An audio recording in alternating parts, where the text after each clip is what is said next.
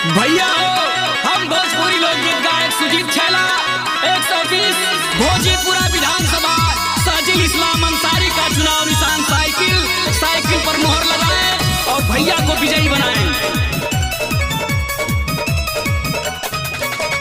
साजिल इस्लाम अंसारी के जीताई दिया ये भैया हो, जीताई दिया ये भैया हो, साइकिल वाली बटनिया दबाई दिया ये भैया हो, भारी मतों से विजयी बनाई दिया ये भैया हो, भोजीपुरा विधानसभा से जिताई दिया ये भैया हो, जिताई दिया ये भैया हो, साइकिल वाली बटनिया दबाई दिया ये भैया हो, भारी मतों से विजयी बनाई दिया ये भैया हो।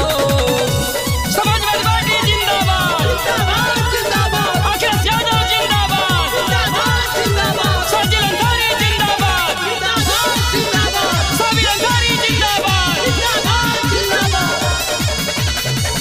घूमी घूमी सबके बताई दिया ये भैया हो, बताई दिया ये भैया हो, साइकिल वाली बटनिया दबाई दिया ये भैया हो, साजिल इस्लाम अंसारी के जिताई दिया ये भैया हो।